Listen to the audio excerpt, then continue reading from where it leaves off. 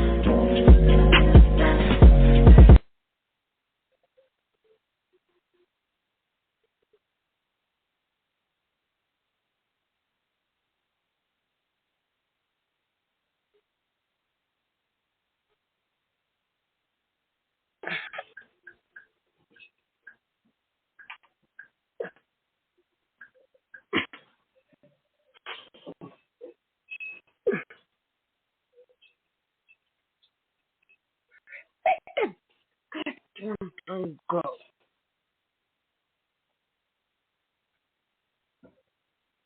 Good evening, everyone. I'm here. Hi, beauty. Hey, how are you, Swing? See, I sang that out. Hi, beauty. Yes, hello, good evening. I am your girl, your diva, Sasha, coming to you live for another episode of Night Talks with Sasha. So, we're starting a little later tonight.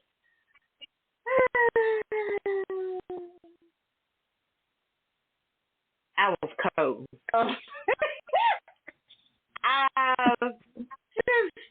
We had to work on some stuff, so, but we are here, and that is the main part.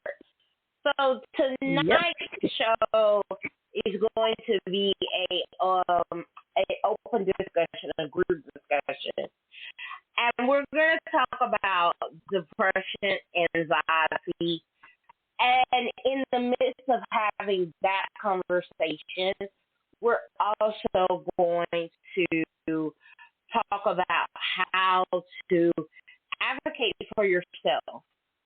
Self-advocation, how to advocate for yourself. Where should you advocate for yourself? And especially in the medical field. And we're also going to talk about advocating for yourself as a Black woman and as a plus-size woman in the world.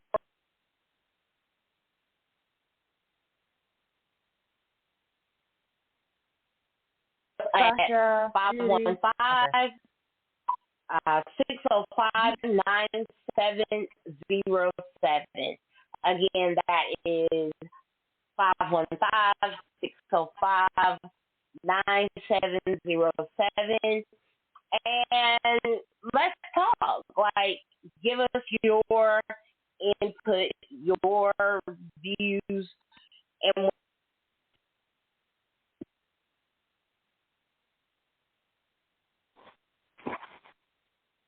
we're having some glitches. You're coming in and out.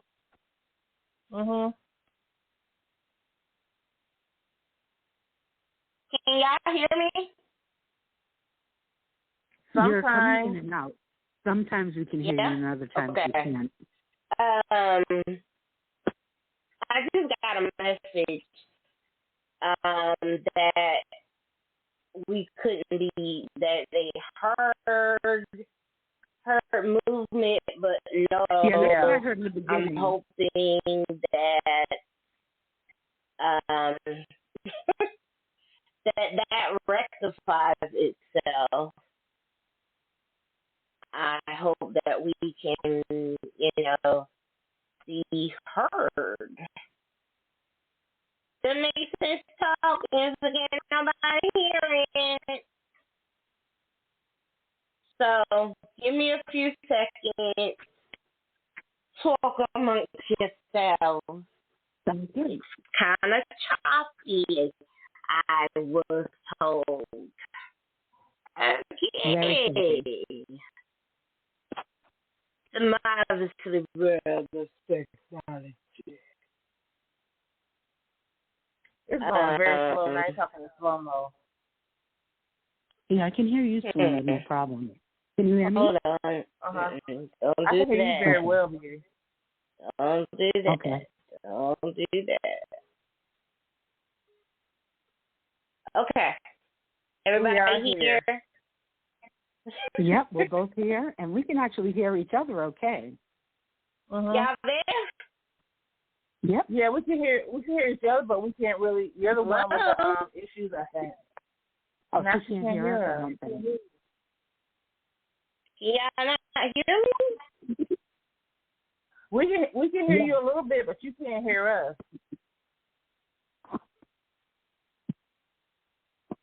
You not hear me, Beauty? Yes, I Maybe can we hear can you. text her. Yeah, I'm going to text her also. Just for the people who are listening, we're having a little bit of a technical difficulty right now. Sasha is having a hard time hearing us, and she's also going Beauty, in and are out. you there? I am here. And I don't think that right now she can hear us. Okay. So please be patient with us, because hopefully she'll be back soon. Can you hear me now? We can hear you. I don't think you can hear us. Hello? Yeah, she can't hear us. I'm texting her now. Okay, great. Well, in the meantime, Miss Swing and I are here. I don't know. I think that's her still talking. Uh-huh. Well, basically, I think the way we decided this was going to go tonight is that Miss Swing. Can you hear me on the air? Yes, we can.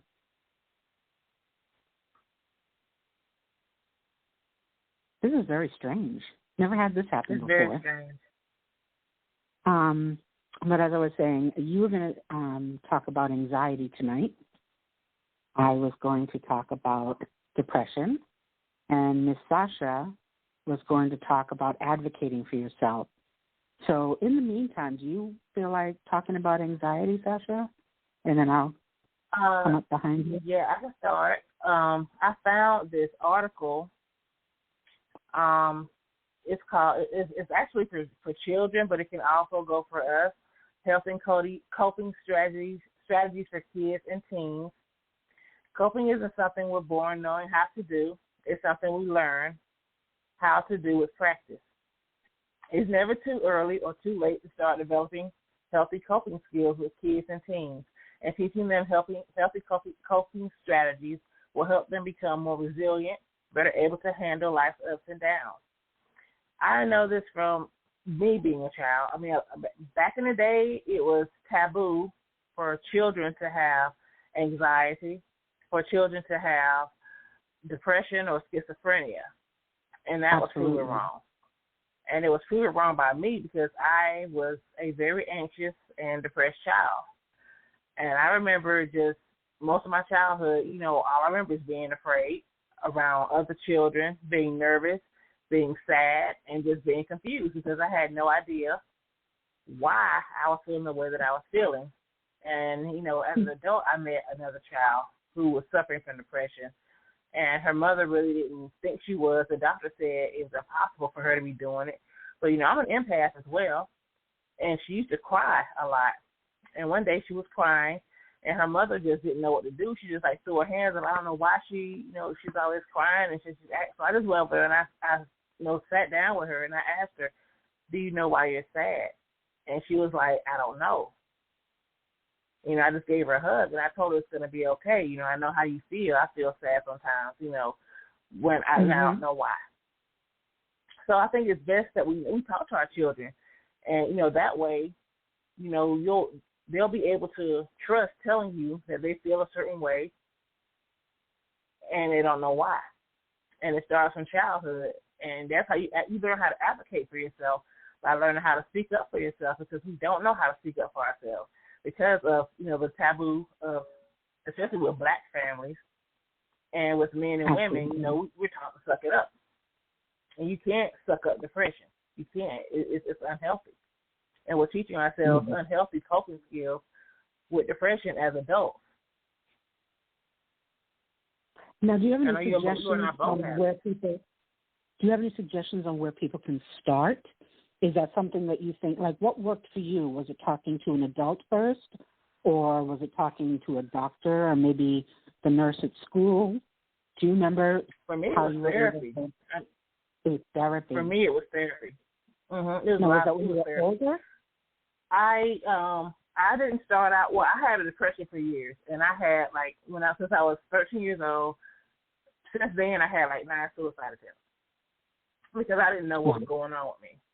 But one year, I ended up going to the hospital for my first time. It was around Christmas time. It was my best Christmas that I ever had. I still say this was my best Christmas because I was actually diagnosed. Because I always suspected that I had depression, but I just never wanted to really go to the hospital for it because I'm like, people will think I'm crazy. Because all we have here that I knew about back then was the West Central Georgia Regional Hospital, where they sent the crazy people. And so I never thought I was going to be one of the crazy people. I said, no, I'm not telling anybody this, or I'll just figure it out myself, or I'll just keep running. I just kept moving from situation to situation, saying that if I move over here, I'll feel better. If I get a new environment, I'll be better. If I'll get this, but I was just dragging my depression right along with me. So this one time I had put myself in a very bad situation, and I took a bottle of pills. My aspirins were my go-to because I thought that aspirins would kill you for all these years. So I just took that bottle of pills, and I felt so much better because I hadn't been sleeping. I didn't know I had a breakdown. I was only sleeping a couple of minutes a day, just cat napping. And I just really wanted to die. So I took that bottle of pills, and then I left the house where I was staying, and I felt free because I knew in a few minutes I was going to die. I'm like, I just knew this. This time I took enough, it's going to work. So I walked to the store, and I got a text on my pager, and I had never really talked to these people for a while. I had talked to them in months, and all of a sudden, out of the blue, they wanted to call and see how I was doing. And I was very dismissive on the phone, and I was like, I had tried doing the Nation of Islam, which was nothing I did to help my depression go from religion to religion, and still didn't find my answers. And she was like, one of the sisters was like, well, for some reason I just wanted to call you because I feel like maybe you were doing something stupid. I don't know why. And I was like, how the hell did you know? I said, I was standing outside. I took a bottle of pills and I just waited to die. I don't know why I told them that, and I don't know why I told them where I was. And they got there within lickety split because they were riding around for some reason, looking for me, trying to find out where I was because they had spoken to my mother. And my mother told her what area she thought I was in. But I'm like, all this meant that I know now, all this meant that I was not supposed to die yet again. So they took me to the hospital. I ended up going to West Central Georgia Regional Hospital. I really didn't care at that point because I had just been to the hospital, and they were not very nice back then, in the 90s or whatever.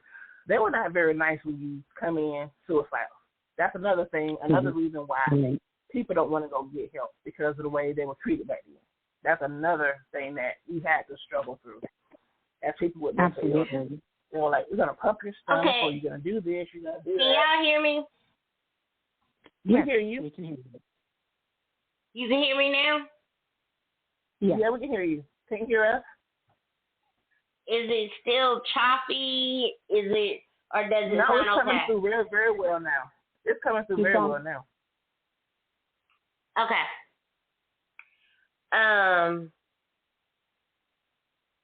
It looks like we lost Beauty. Sorry. Beauty, you here now? Oh, no. Gonna call back I hope she can get back in. So I had to call the system has the system has changed. The way that they call you call in. And I know. they should all she tell gotta us do is these download things. Google Voice. Yeah, all she gotta do is download Google Voice because that's how I was able to call in. Google Voice will let you call in. Because you gotta call. It's the way that they're doing it now. They're making it very complicated. It doesn't make any sense. No, and they should have given us like a email. I check my email every day. They should have given us an email to let us know that something had changed, so that we would know how and to work it, instead of it just being boom, you get on air, it's changed, and now you can't get people in. So I'm thinking that Beauty is gonna may have a hard time getting back in. Like I said, if she has Google Voice. Google Voice was the only way I was able to get in. That's what I told her. If you might have to get in, that's what I had to do. I went ahead and when I said never mind, I went to my Google Voice account and I called in and I got right through. Yeah, because did it tell you that's something crazy. Like? Did it tell you something on your phone? Calling plan. Yeah, your phone calling plan thing. And I'm like, at first I was getting ready to call Metro, but I'm like, wait a minute, let me try Google Voice. So I tried Google Voice and I got right. It's weird. I don't understand this. Because it's been doing it like when I had told you guys last week. Okay, wait, hold on, please. Hold on. Give me a minute. Let me see if she gets. Can you hear me? Beauty, that's you? We hear you now. You got in? Yep, I'm in. Something is there is something different with the call-in, the way that you call in now. Yeah. I was saying that I wish that they had given a heads up about it. I did not see anything in my email from them. I wish that they had said that so that I would have time to practice it, look at it, before getting on air. And now I'm going to have to go back and make sure that I read it. It's going to be a little bit more difficult when you have people calling in, because with your phone, like with my phone, it was telling me I couldn't make the call. And I'm like, because I was like, okay, it hung up. And I thought, well, I'll just call the host call-in number. But now I can't even, because of my service on my phone, I can't use the host call-in number. So I have to do direct connect. It's crazy. Anyway. All right. Let's start over. I know that y'all were having a really good conversation when I came in, and I'm sorry to have interrupted that conversation. I hope that we can get back on track and get back on task. What were y'all talking about? We started talking about, anxiety and depression, and my first trip to the hospital. Right. So it was my first diagnosis. And when I got in there, I was, like I said, they're very mean at the hospital. They were very, very mean when you come in there with a suicide attempt. They were not, they weren't scared to still shove a stomach pump you and all that other stuff to get the pills out, or you got to drink some chalky stuff. I mean, they were just not nice people. I mean, that's why a lot of people don't want to tell what's going on with them mentally. And that gives you more anxiety, because once you go in there, somebody's going to tell you you're being selfish, or, when I first got in the hospital, they were like, oh, you're so pretty, you should smile more, and blah, blah, blah. I'm like, that's not the kind of things that you tell a depressed person. I mean, it's like certain things you just don't. So when you got there, you let me try to catch up. So you went to the hospital from a suicide attempt, right? Yeah. Okay. And while you were there, I'm assuming the nurses and whatnot were saying to you, "You're so pretty, you should smile more." No, that's when I got to the hospital. The nurses were saying, ask you, like, did you do this for attention? Why are you doing this? You should want to live. What God gave you, your life. We're just telling, just going through the whole. And if you don't even take these, you drink this chalky stuff and have you induce vomiting, or we pump your stomach. And we're going to strap you down. We got to pump your stomach. And I was like, that was even more terrifying than whatever. I was still in that piece a few minutes ago. But now, I'm through this. And then, they transfer you to the hospital, which is a place I did not want to go. And when I got there, that's where they were telling you should really smile more. They won't let you sleep. And they want to talk to you about stuff and keep you awake and tell you why you should live. And then there are people with worse problems than what you have because they put everybody in together. But I was very happy when I got the chance to talk to the psychiatrist. And he diagnosed me. The first thing he was like, I'll just tell you one thing, Ms. Robinson, you're not crazy. And I was like, I'm not? And he was like, no, you're just depressed. Your depression is you have major depression. And we're going to give you some pills, and you're going to get some therapy, and this is going to help you out a lot. And that's the first time I, really cried because I thought I was going crazy. I thought, because I couldn't sleep, I was having these thoughts, I couldn't think, I couldn't do anything. From that point on, I was okay. And I wasn't ashamed, as ashamed as I thought I was going to be from being able to talk about my feelings. And, and then I went, one of my other attempts after that, was when I was married. I didn't think that I couldn't handle stress, and I could not handle it because I thought I could heal myself. I didn't think I needed pills anymore. I didn't think I needed therapy anymore. And I went right back to my other habits because listening to what other people tell you. You don't need to go to a therapist. You need to do this. You need to do that. People try to tell you how to handle things so that you can seem as normal as them. That's not self-help. I mean, you have to really get a chance to know yourself. I think a lot of people, especially in the Black community, when you say that you are seeking help, when you're seeking therapy, there's a lot of taboo associated with that, and it has a lot to do with our upbringing. We have talked amongst ourselves, and the three of us, have all come to the same conclusion that we were told you keep it in the house. Or religion will religion will not fix a confused mind. Yeah. I mean, pray about it. It won't solve. Yeah, that doesn't help you because you don't know how to pray because you have so much going on inside of your head and you have so much shame.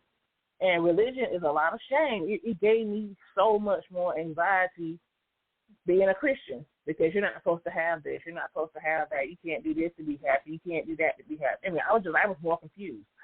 Islam, it confused me. All the religions I went through before confused me because it was all the devil. Why is the devil always messing with me? Why is this happening? What am I doing wrong? How am I handling this? And what's happening? I can't go to the doctor because I used to sneak inside of I used to sneak inside of therapy. I used to sit in the corner so nobody would see me go in, and I used to just hide around, come in the back, go around the building, and all that, just to avoid people knowing that I was going to therapy. So I hear you, and you were right. That does happen. There is a lot of shame, but I want to, before we go any further, I want to tell people what the definition of anxiety is. And I want to tell people what the definition of depression is, because I think a lot of times people have those, they have them confused. So, anxiety is a mental condition characterized by excessive apprehensiveness about real or perceived threats, typically leading to an avoidance behavior and often to physical symptoms such as increased heart rate and muscle tension. So, anxiety can, there are different types of anxiety, and I think it's important that we kind of mention that, because everyone doesn't have the same type, and everyone doesn't have the same thing. It's the same way with depression. So there is social anxiety where you just, you can't go out. You don't want to be around large crowds. You can't go out your front door. And but that's, there are more than that, but that's some of what anxiety is. It can present itself. And crippling. And I think at the And it can be crippling. I used to have social anxiety, feel like people were talking about you or thinking about you. They knew what was going on. Yes, it can be very crippling, where you don't want to, where you isolate. And I think that's, when you talk about depression and anxiety, sometimes we both of those can occur in the situation when you're dealing with your anxiety and your depression. I know for me it can. So let me start there. For me, I think, and I'm very depressed. And some people isolate when they have anxiety because they don't want people to know, or it's too triggering, it's too traumatizing for them to deal with large crowds and thoughts that continuously run. Another characteristic of a person with anxiety versus depression, people worry. You're a worrier. You worry about things. You get caught up in what if this, and I don't have that, and oh my gosh, I gotta do this and that, and you just continuously worry about things. Where with anxiety, you feel threatened. It's like someone is watching me, and it could not be, or this person, they're out to get me, or those are the kind of things that occur with anxiety and depression that you can tell the difference between.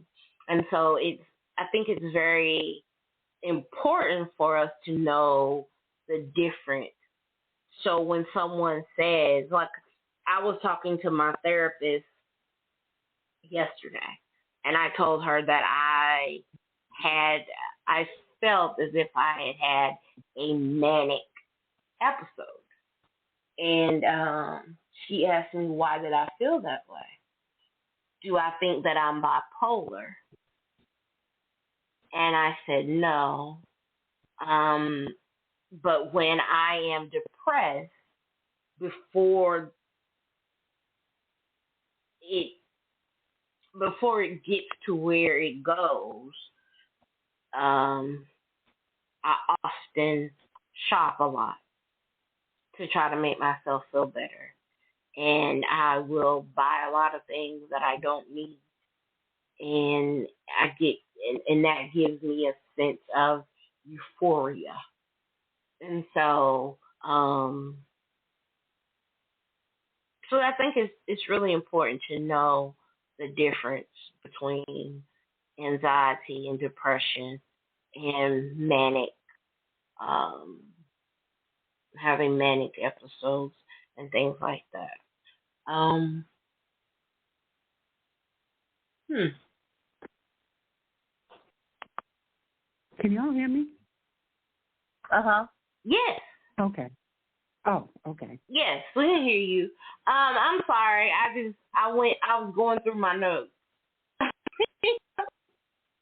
and I was looking at them. But yeah. So, but anyway, swing. Go ahead. Finish what you were saying. Oh, yeah. Yeah, when I was diagnosed, I felt a lot better because I always thought I had depression because of that empty feeling. And it's like an empty feeling. My whole entire life, I always had an empty feeling that would not go away. And I could, like, liken it to walking around like on Charlie Brown, like walking around with a cloud over your head the whole time. My whole life, cloud over my head. And also, with my memory loss, it was harder for me to learn stuff. It was hard for me to learn how. I always had problems with numbers, but it took me a long time to learn. And people thought I was slow, and that added to my anxiety and my depression because people thought I was stupid. So I feel like, with children, so teach children how to express themselves. And I think that would have helped me a lot if I knew how to express myself and was not afraid to speak up as a child. If you're not afraid to speak up as a child, it's easier to be able to speak up as an adult and, really advocate for yourself.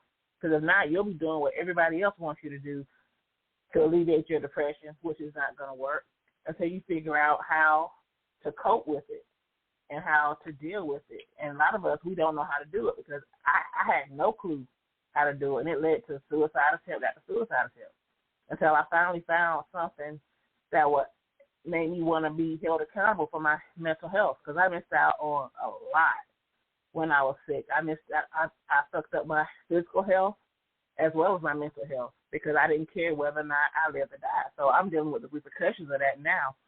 And so it's important that we learn now. Don't be afraid to say I'm depressed. Don't be afraid to get in depth with saying how you feel at the doctor, which is what, Sasha's going to talk about. And I know Beauty has a lot to say as well on this subject because we know we're going through it. So no shame. Yes. Thank you for that. I don't think that people really understand the desperation that you can go through with anxiety, and I think you addressed that really well. I wanted to say that first. And that same feeling can come with depression, but it's a little different. I did look up some statistics on depression that I wanted to share with you that might help people to understand a little bit more, too. I found 3 statistics about depression. Women are more likely to have depression than men. An estimated 3.8% of the population experiences depression, including 5% of adults, 4% among men, and 6% among women, and 5.7% of adults older than 60 years old. Approximately 280 million people in the world have depression, and this is as of March 31st of this year. Wow. So the fact that depression was finally recognized as an illness and opposed to just something you felt every so often is really important because it's recognizing that there's a lot more people depressed than they thought there were. The other thing I looked up is they say in 2021, an estimated 14.5 million U.S. adults aged 18 or older had at least one major depressive episode with severe impairment in the past year. So that was in 2021. So they were starting to recognize it back then, but I think this other statistic in 2023 is amazing compared to what we saw before. It's probably more now. Yes. Yeah, exactly. And The one other one that I found that I wanted to share is, and I didn't know this one, so I don't know if you ladies had heard it. It's the what are the 4 Ds of depression? I didn't know there were 4 Ds. The 4 What are Ds, they? often associated with mental health conditions prevalent among the elderly, are dementia, depression, delirium, and delusion. Really? Failure to differentiate between these 4 conditions can have serious consequences. The incidence of depression rises with age. I did not know this. Wow. I did not know that. So it's interesting because I have depression in my family, but I also have dementia. I have Me too. my mother and her sister both essentially died from dementia. I think I've mentioned before that my mother didn't even know me by the time she had passed. Wow. But it's interesting. I thought that we were, maybe this is naive of me, but I thought we'd be able to manage it better as we got older. But it sounds like the battle is still uphill once you get to your 60s. So, and I say that because I feel it's important that we recognize that, because sometimes I know that when I was first diagnosed with depression, I was told that I would need therapy for about a year, and that by that time I should be feeling better. Now, the therapist that told me that should not have, I did not know that at the time, because I was just learning about depression. But because she said that, I put a time limit on when I was going to feel better. Yeah. Right. So I kept looking for the day that it was going to happen, that I was just going to feel so much better, because they told me a year. And a year came, and I was upset. Makes you feel like a failure. With another therapist, because I was told that I was going to be better in a year. So that was a big mistake that they made in the past also, is that they would put a time limit on how long you're supposed to feel this particular way. And so I just want to say to that. Exactly. I want to say to that you should not put any pressure on yourself when you're feeling depression. And again, depression shows itself in many different ways, but I think the description that you did, Sasha, was perfect, that you need to recognize that if you're feeling a cloud over your head and you're feeling down all the time, that is not normal. And it's not always because of where you are. Right. It's not always because of where you are or who you're associating with, because sometimes it still shows up there where everybody else is laughing and joking and feeling great, and you are lost. You just have a feeling of loss. Then you have to pretend to be happy for them so that they won't worry about you, and then that's going to make you hold it in, and it's going to fuck you up even worse.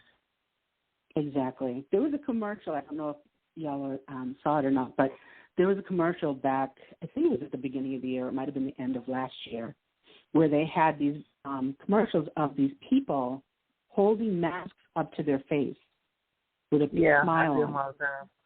What they were feeling horrible. That is so common in depression, because we feel like, that whole term of dead downers and, not being fun and all those things that can be said about being depressed. It's true, but there's literally sometimes where there's no way around it. I used to say I saw life through cheesecloth, because it always felt like if I just could move it a little bit to the left or a little bit to the right, I might be able to attain joy, or at least see what joy looked like. And I could never do it until I was actually medicated. And I also know that that's another stigma that people have with depression, is that, that you have to be medicated. It doesn't always happen that way, but sometimes it does. And I have to say, in my experience, the medication has helped tremendously. My major episode happened about 10 years ago, so I'm still in therapy now and still working through things, but I wouldn't be able to sit here and talk to you about how I felt 10 years ago, because when my episode happened, I sat for 2 weeks straight, and all I did was sleep or cry. And medication. Wow. Yeah, it was. I like to travel. I was in a bad space. Yeah.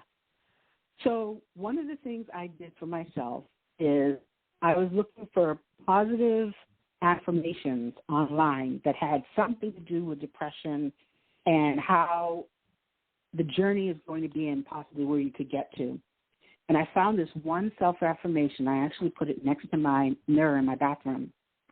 And it's a self-affirmation that says, there is no time limit on healing. Everyone does it at their own pace, and there is no shame for taking months, even years, to get over something bad. It is not a race to recover.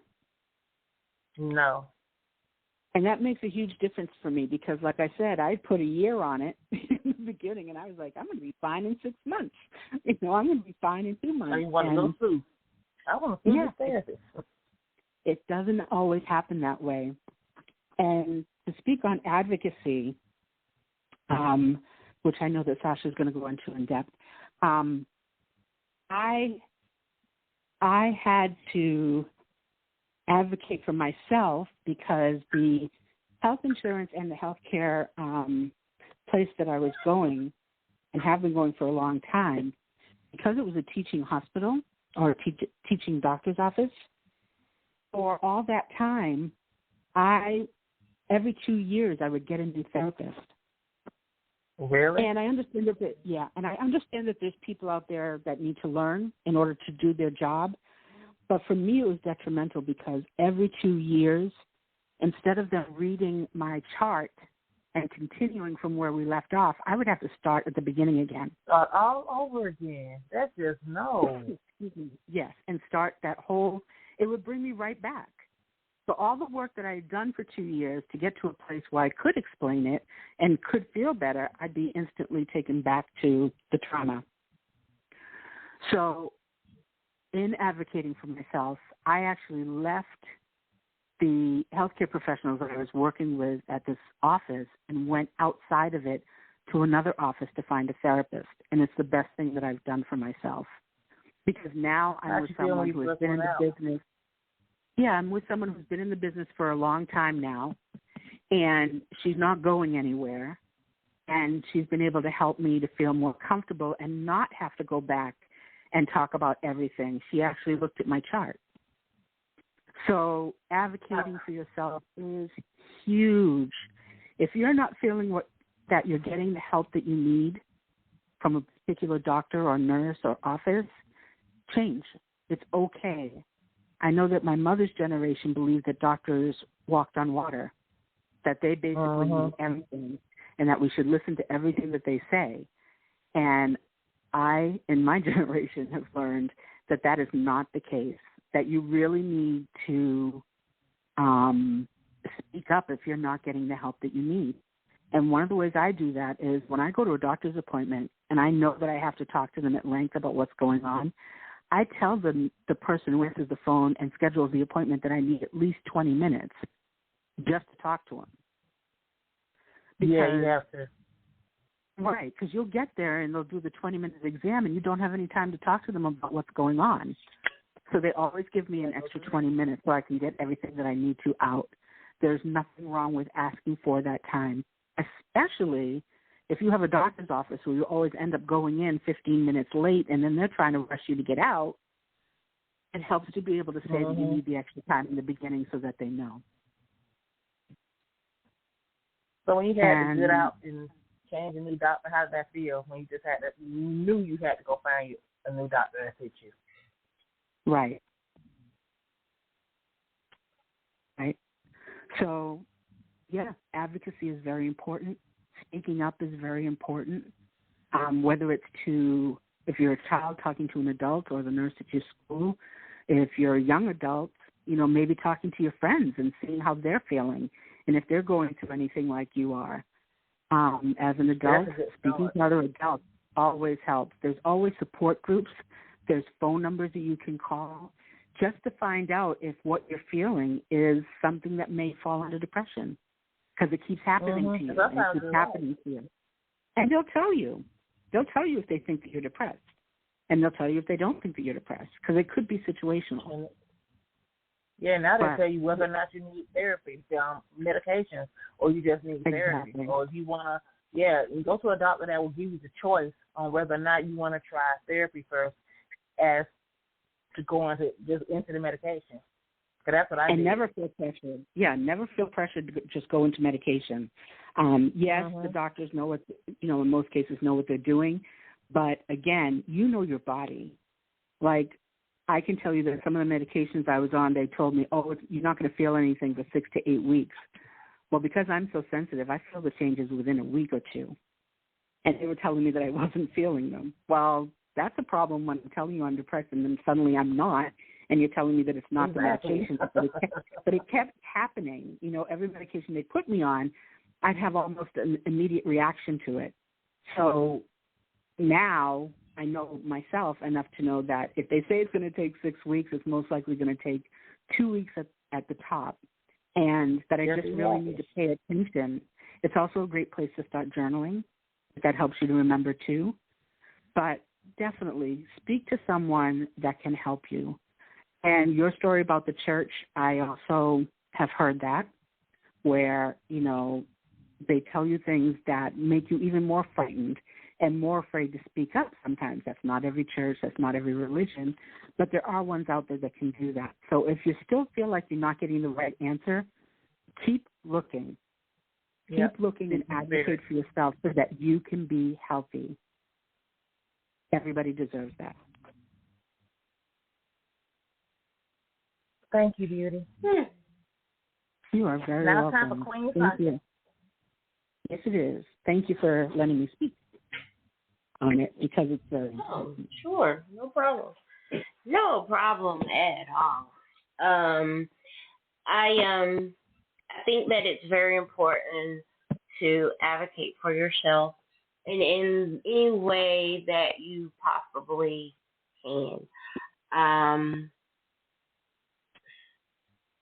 Advocacy in the medical world can be intimidating at times, but it also it's needed, especially when you are going out here and you're having tests done and understand. Like, there are a lot of people that do not understand medical jargon. And sometimes in their rush to go from the next patient to the other, some medical personnel, they forget that they are talking to an average person. So I suggest in that situation that you write down what they say. I think it's personally, for me, I think that it's always important for anyone, but I say for women because most of the time we are the ones that are in charge of everything when it comes to families and to the family. That includes doctor's appointments. I think that it's important for women to carry a pen and a little notebook that fits down in your purse so that when you're talking to that doctor, you can write down what they say. You can also write down your questions that you have.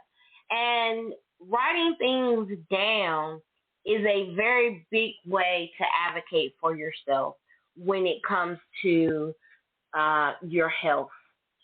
Because you see it. And when you see it and you write it down, you're giving voice to it, not just saying it, but you're giving a voice to what you think, what you feel, and you can sit there and show that paper to that physician, or you can ask your doctor questions. I know with my doctor, my primary care physician, my PCP, I have been seeing my PCP since I was 26 years old. He was a new doctor in town. It just started his practice, and he was with another doctor. And so I've been seeing him that long. We have gotten a relationship where I can write things down and do my own research, um, and take my questions to Dr. Singh. And Dr. Singh is one of those doctors where he does not stand up and talk to you, you know, he gets on your level. He sits down. He gets comfortable. He asks what do you have any questions? What do you think about what we've talked about? How do you want to handle this? What do you think that you need to do?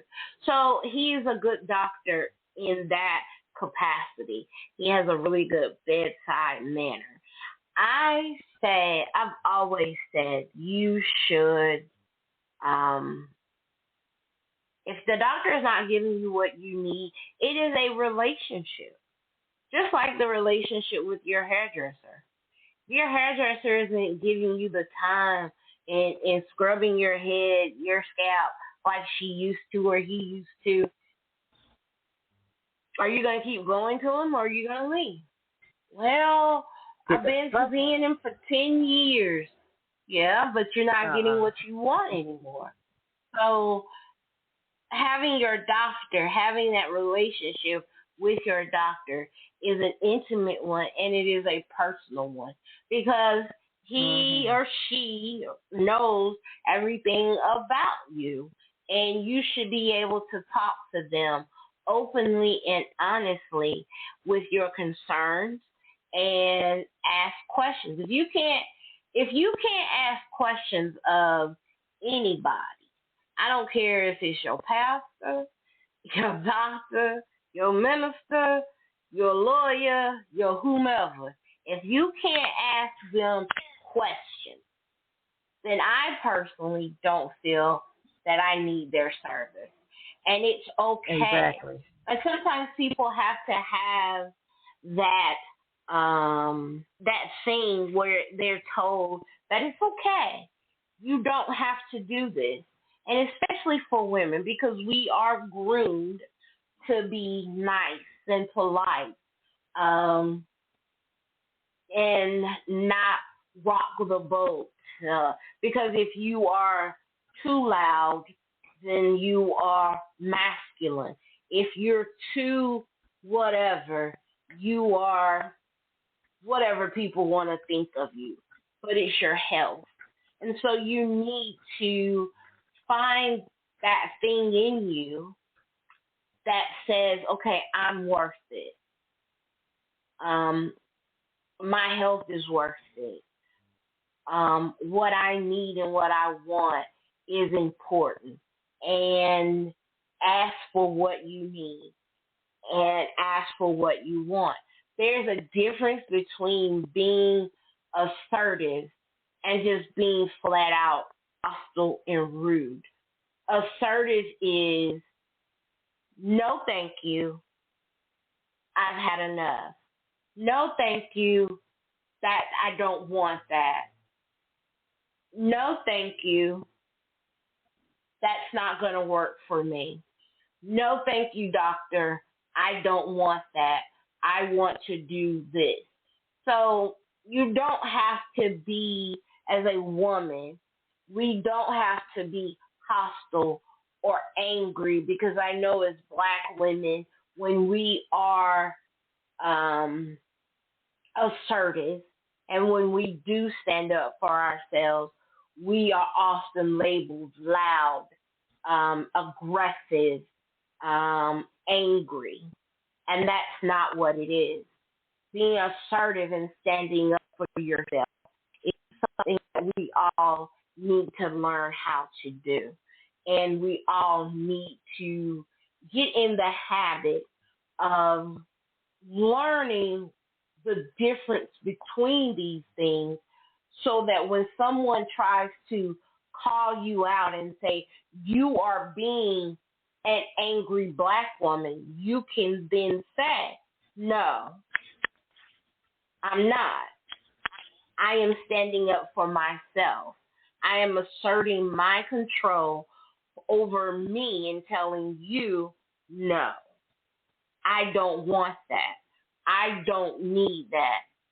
The word no is the simplest word in the English language, but is also the most powerful word in the English language. It says what it needs to say without there being an explanation behind it. No. And it crosses all the bounds and lets you know. No. And you need not say anything else. If you choose to expound upon that, that's your choice. But you said no, and that's it. So I really feel like that is important for women to understand that there's a difference between being angry, loud, and all that. But you have to take a stance of being assertive and standing up for yourself. And you have all the right to do that. And that is the biggest part of self-advocating that I feel like a lot of women need to understand. Another part of self-advocating is when I talked about writing things down. Not only you writing things down, but you have the other person write them down. I know for myself when I am now a single woman, but even before I was a single woman, even when I was married, I dealt with the car. That was my thing. Michael let me handle that because I had that knowledge. There were things that he worked on, but when it came to it, a lot of times we both worked in unison. But then there were some moments where I took the lead role and I would say, I'm taking this role because I know what this is. And in doing that, I would go to car dealerships where I would get my car worked on, and they tell me, well, you need this and you need that. And I would very clearly say to them, write it down so that I can look that up for myself. And a lot of times, some men, they were, okay, no problem, and would do that. And then there were those others that took offense. Well, I'm not telling you the wrong thing. I'm not worried about you telling me the wrong thing. I want to look it up for myself. Or also when you are, looking for parts and you want certain parts for your car. I know for myself personally, when I have a vehicle, like my vehicle that I have now is in the Dodge family. So with that, I know that the parts that came from the automaker are mobile parts. So when I have my tune-up done and they change my wires and my plugs on my car, I want those particular name brand wires and plugs to go back on my vehicle. So you have to know those things and you have to assert yourself in a respectable way and say, write that down. I want to know about it. Earlier part of the year, I had issues with my tires. And before I called to see about getting a tire replaced, I knew the size, the make, and of said tire. And did you say? Yes, I did. Oh, okay. Well, you were right on it. And no, that comes with the, first he said, no, that comes with a 16. You have a 16 size wheel. No, usually they do, but my particular vehicle has a 17. I use 17 on my car. Kumo tires, as a matter of fact, size 17. And oh yeah, they can go up to that. So you have to do research. I am a researcher. I say research as much as you can.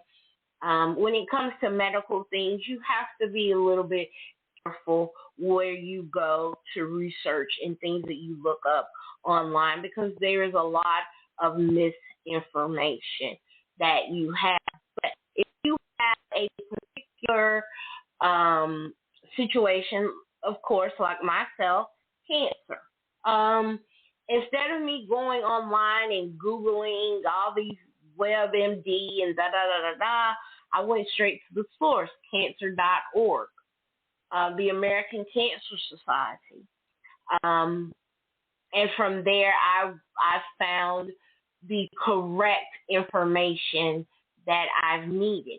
And also, when you go to your doctor, ask this nurse, speak to the nurses, and ask them for reputable websites that you could go to in order to look up and find more information and learn from or about the particular medication that you're getting, that the particular um, procedure, also the particular diagnosis that you have been given. The nurses, I say go to the nurses because we all know if you've worked and been around in hospitals and in the medical field, then we all know that nurses really are the ones that run things. They are the gatekeepers. And as being such, you can get a lot of information from them quicker sometimes than you can from your physician. So I say go to them. And when you are out here in the world and you are making friends and you're adding people to your circle or to your tribe or whatever, I say try, if at all possible, to include someone in the medical field because we are very useful. One thing about the medical field is that if one person doesn't know, then we can go to other people and present your particular case as a case study and say, hey, I know someone, because with HIPAA, it's not good to give names. So I know someone that was recently diagnosed with Crohn's disease, as an example. And you can say to that particular friend that's in the medical field, hey, you know what?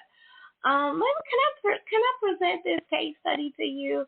I have someone that is going through X, Y, and Z, and I'm trying to get them some information, but I'm running into roadblocks. Can you help me? And most of the time, they will. And if you know, like myself, I have a friend that is a oncologist nurse. She's a cancer nurse. And so when there are things that I myself don't understand about my own diagnosis, I definitely run to my friend Dorian and I will ask Dorian these questions. And she knows that I am a researcher, that I am a studier.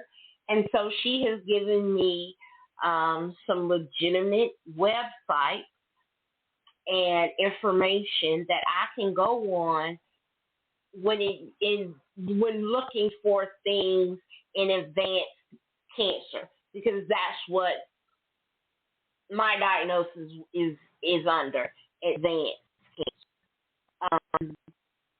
I think it's very good to have someone like that in your tribe, in your circle, that you can go to and ask those questions. All of that is you advocating for yourself.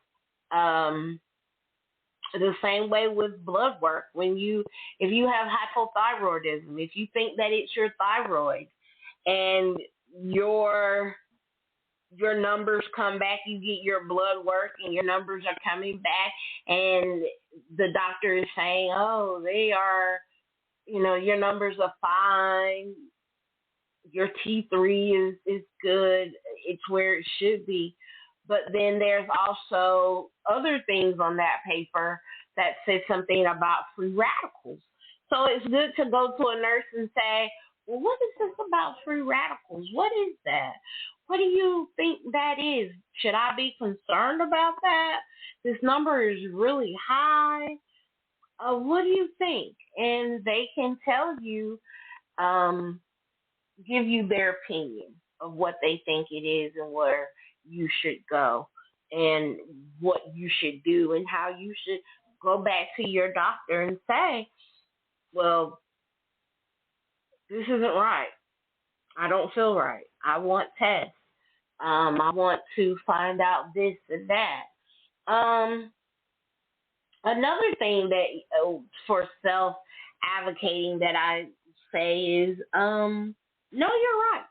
You have a right to refuse tests. If it's something that you just don't want to do, you have a right to refuse it.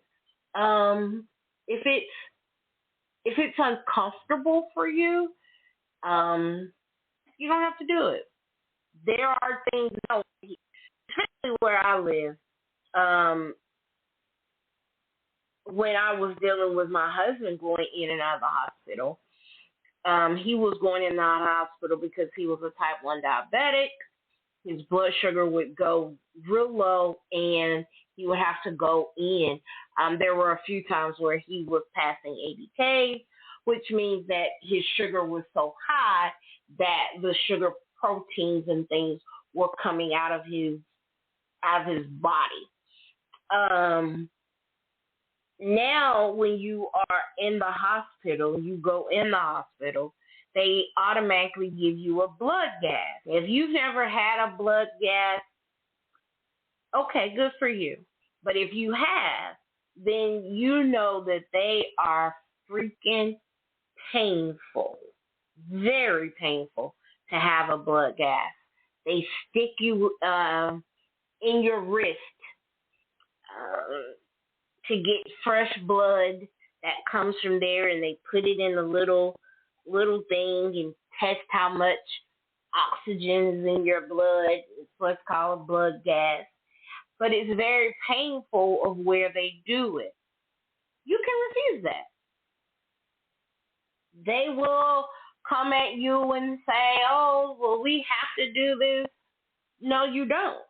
You may have to, but if I'm breathing fine, I'm breathing good on oxygen, and you can take that oxygen off, and you're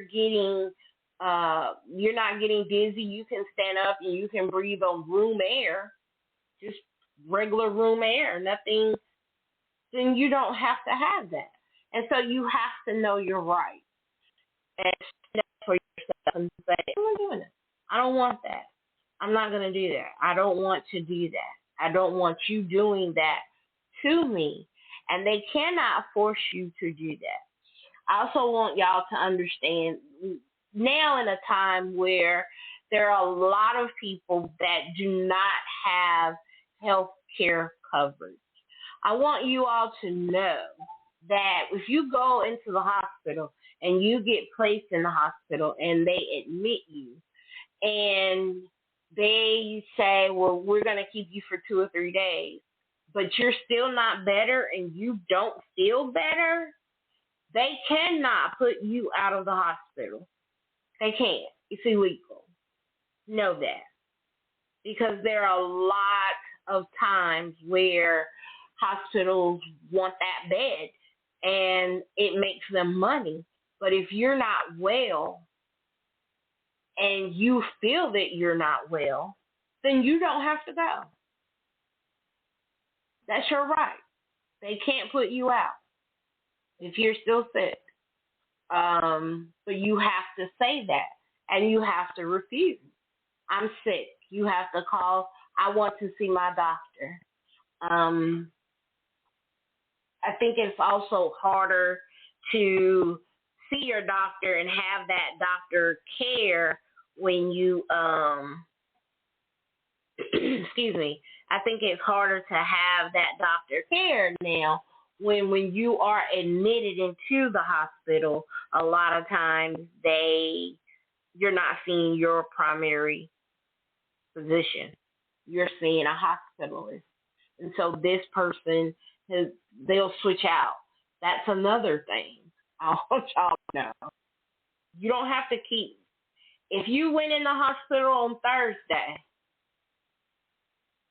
by Friday you may have another doctor, another case. Someone else may have taken over your case. You don't have to accept that. You tell them no, because it's just like Beauty said, you starting all over. You don't have time for that. Again, when I was in the hospital before my diagnosis with cancer, I had 3 hospitalists come in and see me. I was about to have number 4, and I just flat out said, hell no. I want you. I've had enough. I'm tired of going over everything that I have been through, what I'm feeling. I have told you the history. I have given you the breakdown of everything that's been going on with me for the last 6 months. I don't want another doctor, and I don't want to have to repeat this story and start all over from the beginning again. So, no. Either you fucking find out what's wrong with me, or you let me go. Sometimes you have to be a little harsh, but it's your right. And he said, okay, I won't trade you. I will take your case until we find out. Yes, you will.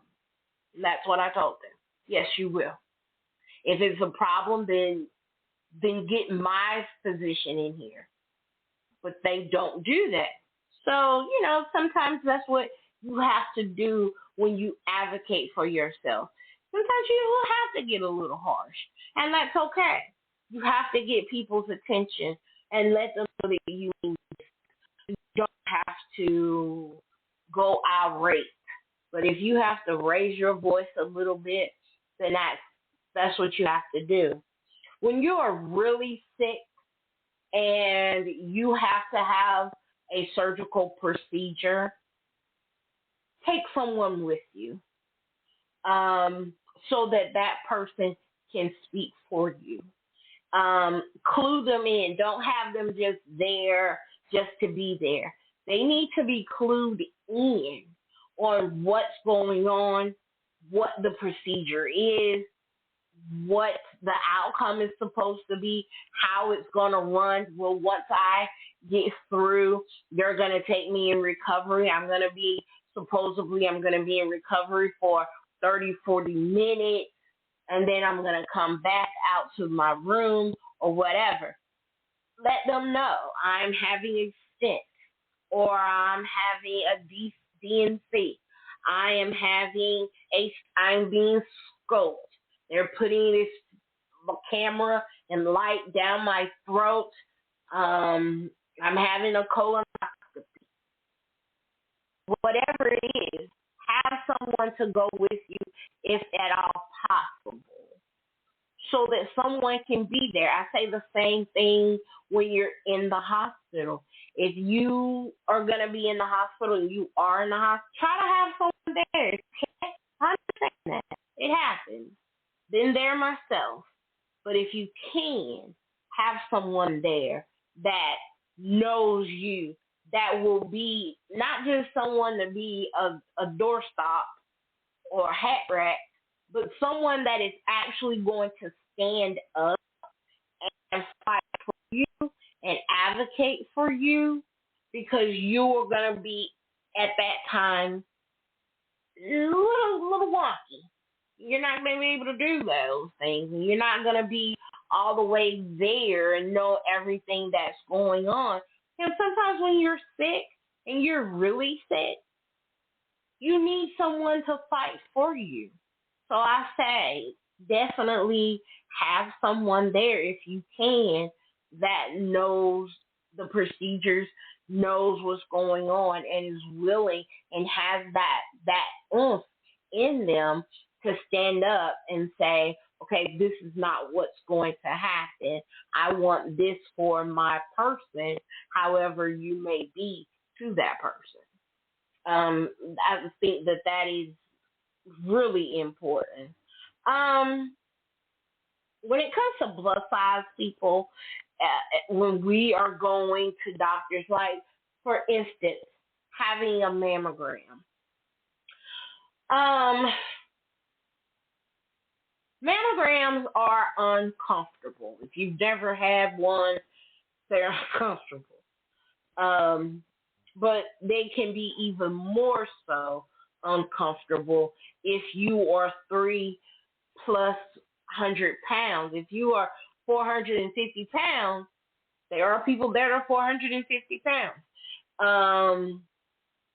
They can be more uncomfortable than someone that's 250.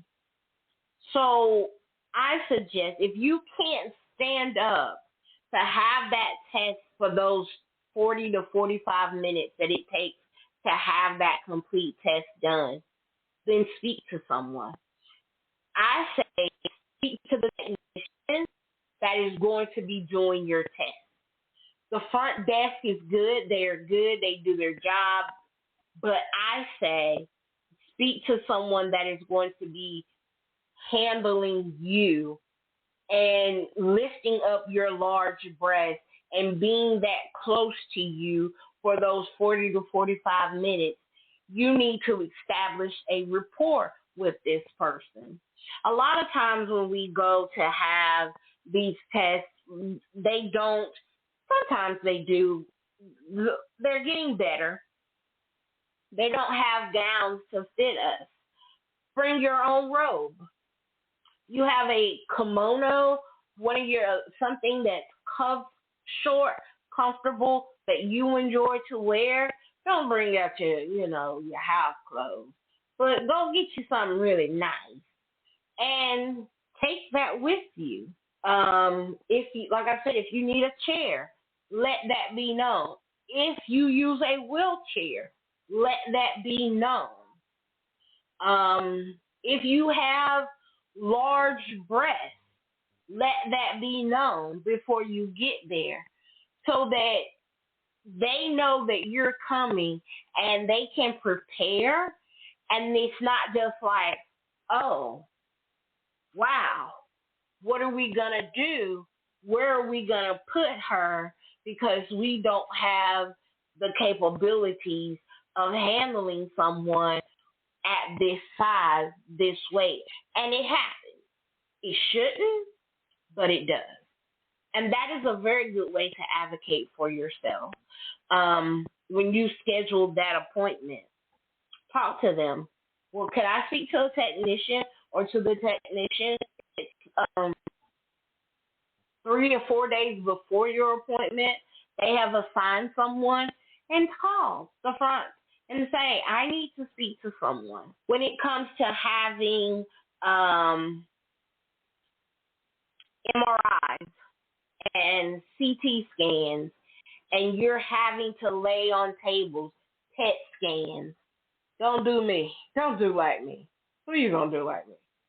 But when it comes to you having those particular scans, if you are 400+ pounds and it's hard for you to move from that gurney to that table, if that table can come up, have them to bring it up. If you need help moving, let them know that you need help moving before you get there. If you're going to a freestanding clinic in order to have an MRI or a CT or something of that nature done, call in advance. Make sure that they can fit you. If they can't fit you, then you need to call your doctor. And there's someone at your doctor's office. They have a scheduler.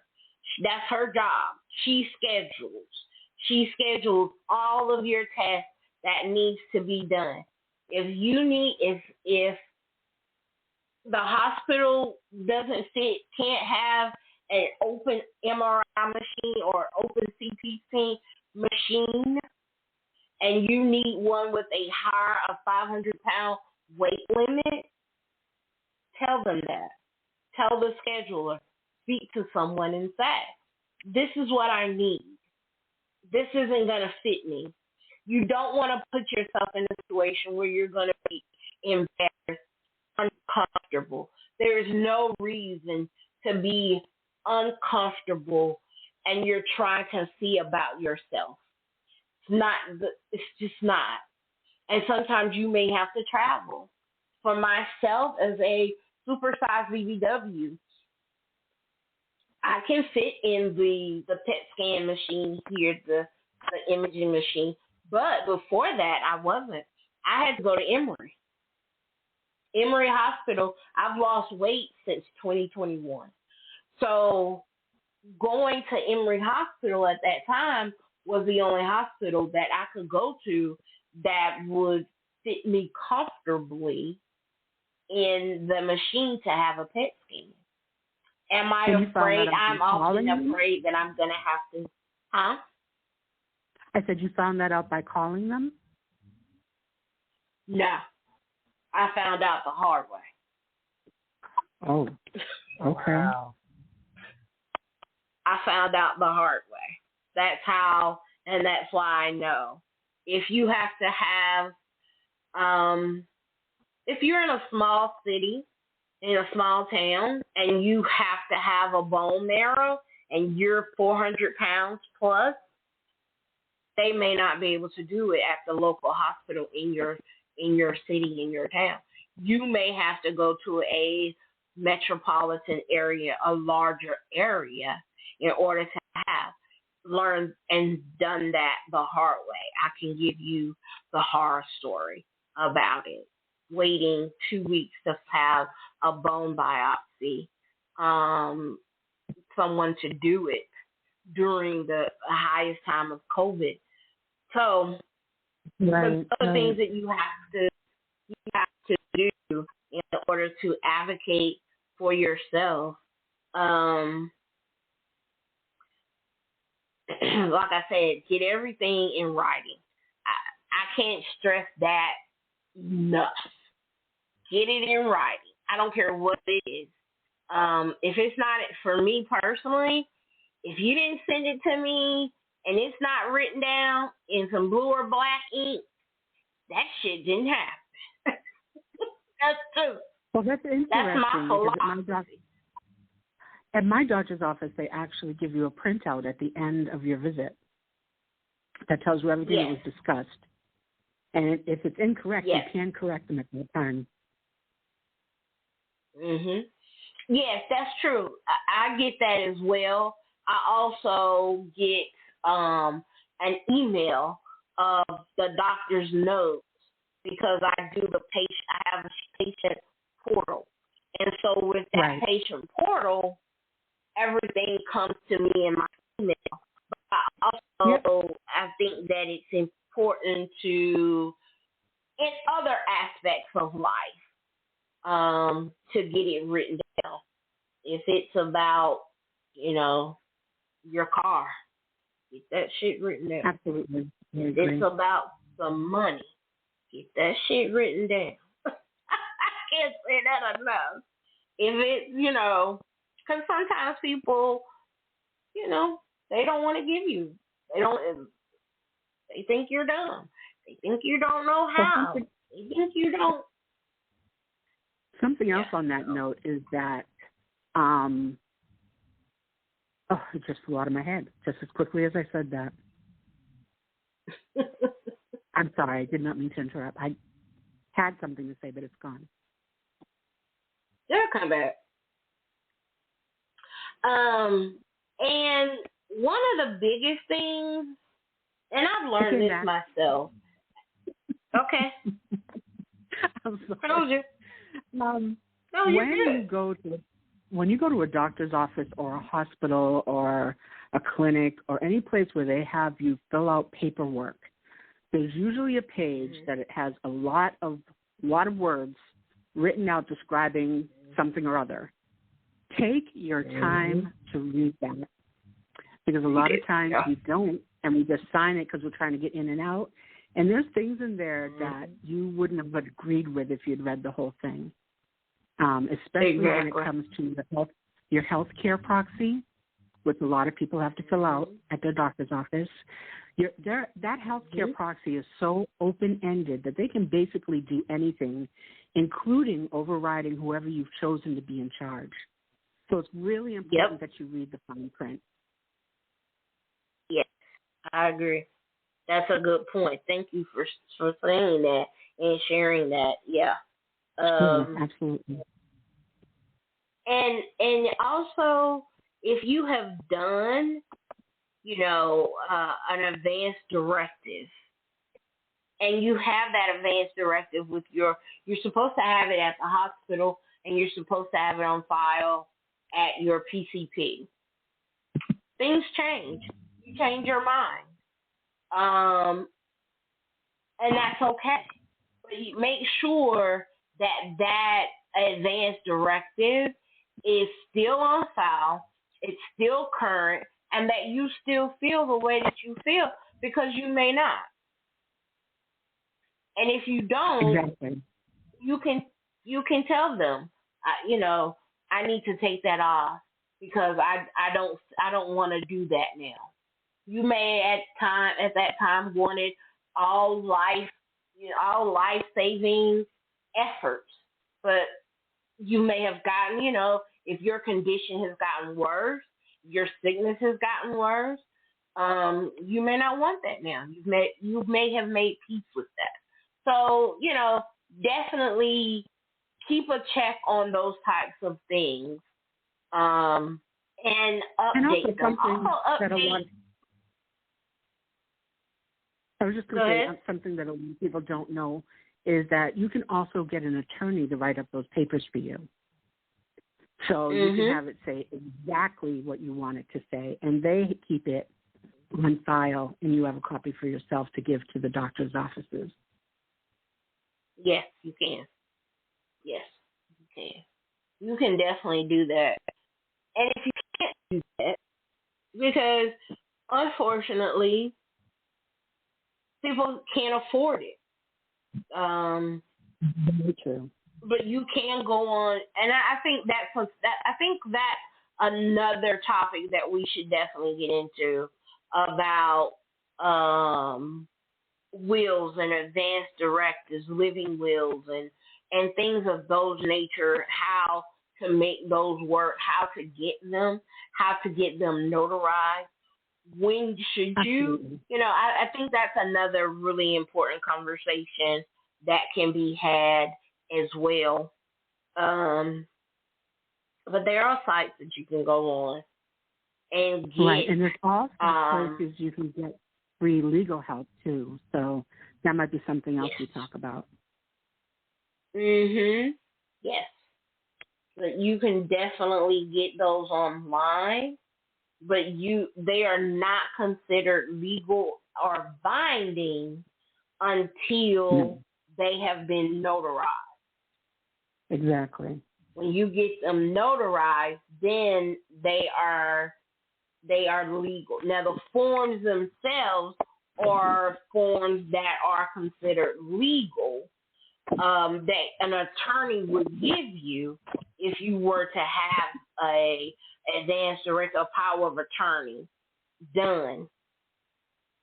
But no one is going to hold that and say, okay, this is legal and binding unless it has been notarized.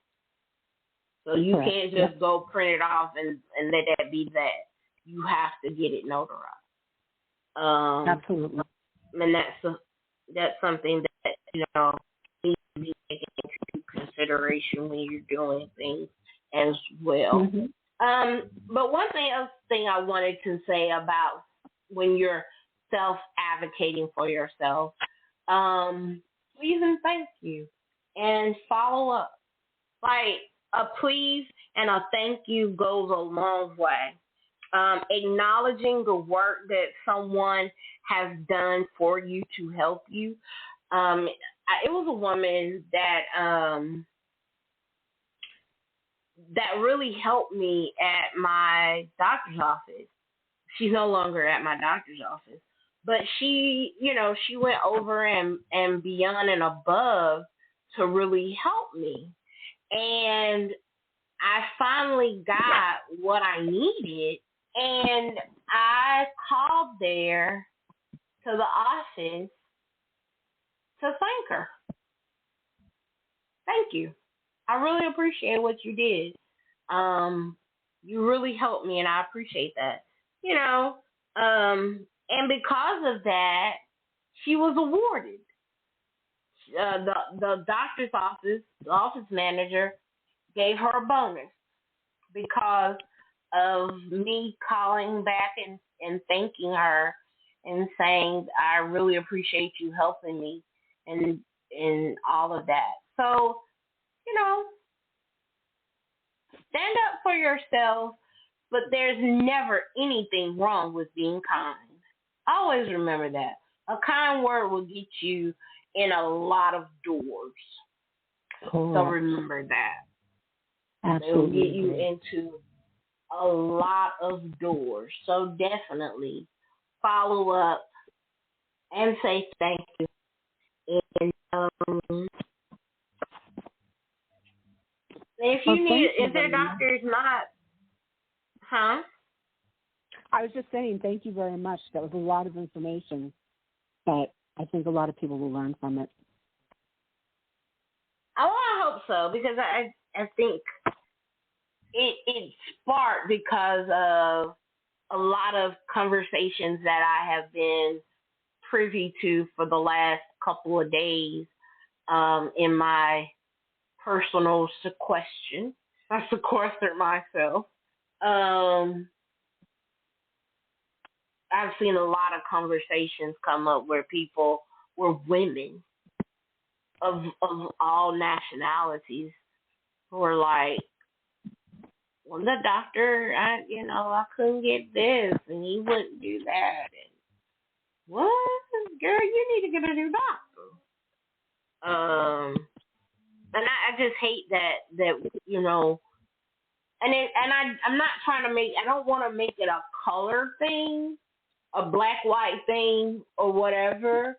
But at the same time, I feel as a black woman, I feel that it is important to encourage my sisters to advocate for themselves.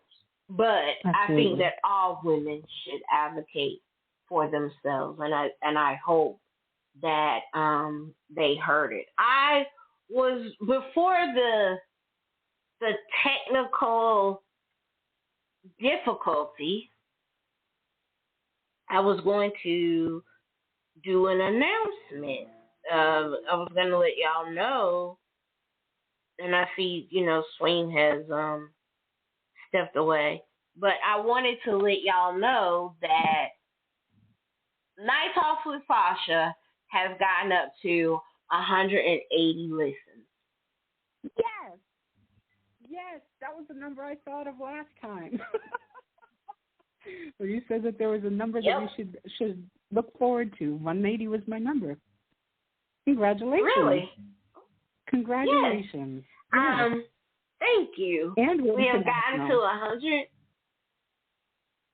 And that's another thing. We have added another international country to our growing list. Germany. Stop it. Wow. Hey, Germany. Thank you for listening. Hey, Germany. Thank you for listening, Germany. And I called one last time, but that was wrong. It's the Philippines. Okay. Well, hello to the Philippines. Yeah. And we also had somewhere in Africa. Philippines. What was it? Zambia. Zambia. Zambia. Mm-hmm. It's Philippines, Zambia, Barbados, and now Germany. Barbados. Thank you, family. Yes. Right on.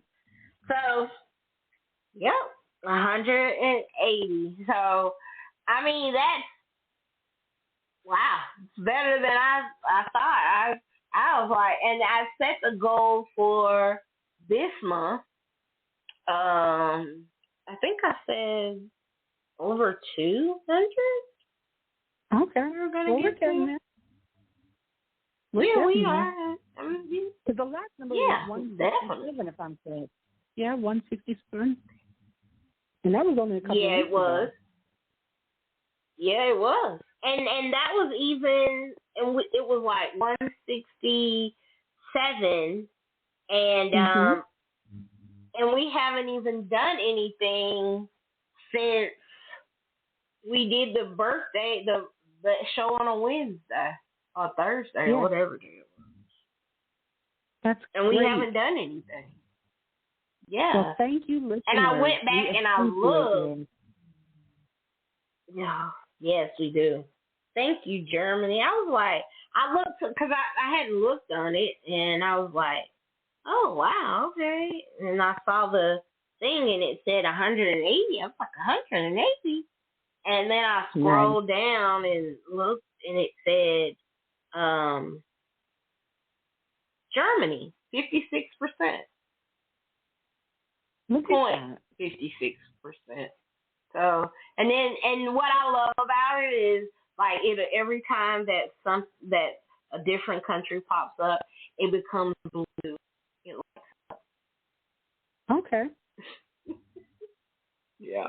So that was exciting news. I wanted to share that with y'all. Thank you. And we'll be sure to yes, most definitely too. Yeah. I mean, you know, it makes you feel all tingly on the inside. A little bit. Yeah, it does. It really does. Yes. So it's like, wow, okay. 180, wow. But we're gonna get some more content, and we got some stuff coming up that we want to do. I have a guest that I said I was gonna get on, that I was gonna bring on the show as well. Riri and I are talking about trying to get somebody on the show, so we might do that. And I also wanted to talk about Henrietta Lacks and her family. Yes. And the fact that that's right. big changes have been made for her family. And I think it's really important to share that with everybody. Yes, I think it's important as well. We're going to talk about that. And we're going to do a show on that. It's really important. And on top of us doing a show about that, we said that we may read medical archive. Yes. Is that the name? Is that the right word? Yes, okay. Medical archive, yeah. Okay. And we said that we were going to. Oh, a black woman, isn't it? Yes, it's a black woman. Her name is Harriet A. Washington. Mm-hmm. It is not a quick read, but it's a very informative read. And I think we both heard that it can be a little bit of a tough read, too, but I think it's important. Yes. I actually have one in my hands right now. Oh, wow. Okay. I was gifted it. Like, somebody gave it to me. An electronic copy of the book. I'm trying to remember it on my laptop. I think it is. I hope it is. Woo. I can read a bit of the description. But I also, I said I can read a little bit of the description if it is. Okay, go ahead, read it. It says, winner of National Book Critics Circle Award for Nonfiction, Penn, Oakland, Josephine Miles, 17th Annual National Literary Award Honor Book Black Caucus of the American Library Association, 2007 Davos, I hope I'm pronouncing that correctly, Myers Outstanding Book Award winner. It's the first full history of Black America's shocking mistreatment as experimental subjects at the hands of the medical establishment. Shocking, sobering, and immensely consequential in its implications, medical apartheid is a comprehensive history of the abuse of medical experimentation on African Americans who have, for centuries, served as unwilling and unwitting subjects, the product of years of prodigious research into medical journals and experimental reports long undisturbed. Medical apartheid reveals the hidden underbelly of scientific research and makes possible, for the first time, an understanding of the roots of the African American health deficit. So pretty fascinating. And like I said, it's we both heard it's a hard read, but I'm looking forward to it. Yes. Have you ever heard of this book called The Delectable Negro? I have not. Look it up. What is that book about? Eating black people. I thought that okay. I didn't think that was actually what it was about.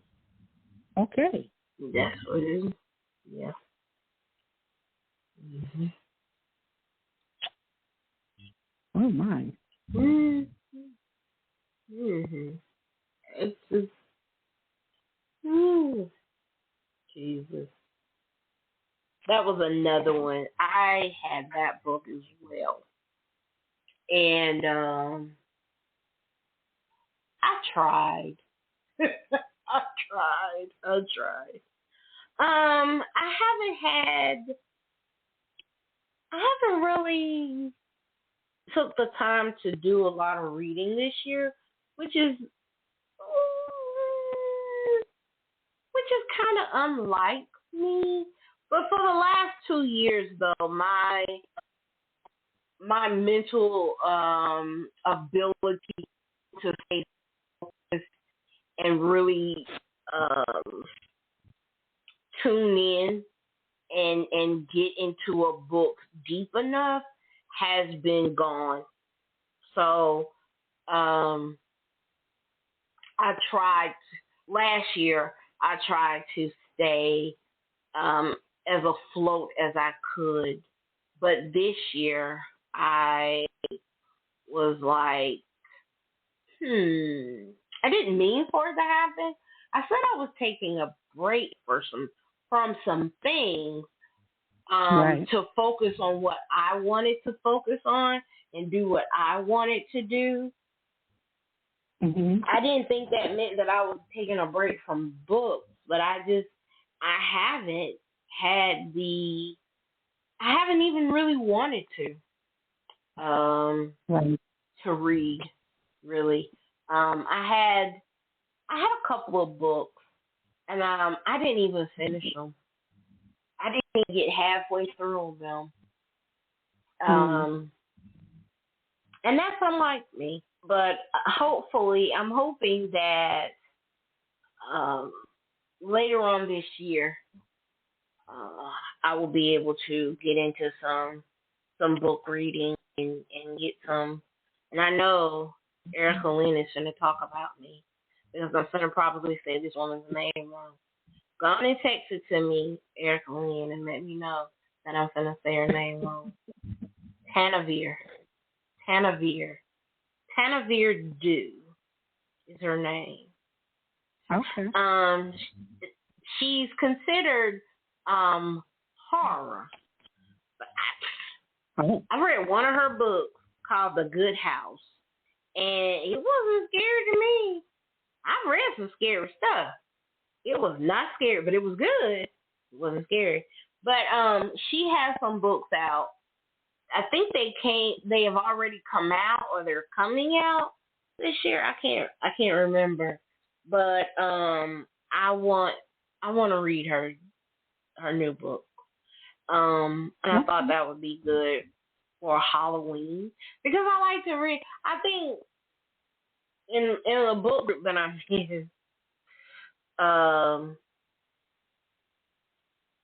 I'm the I am the co-admin for the group, and Okay. so I I'm always talking about let's read something scary.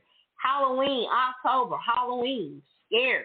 Let's read something scary. But, not a lot of people want to do that though. A lot of people don't like horror. I like horror. Yeah, I'm good. I like, yeah, it's really I good. like psychological thrillers. Psychological thrillers yes, and I like. horror. Okay, I like those too. I've read some really good psychological thrillers. Um, I want to I want to get into, but you got to read a book.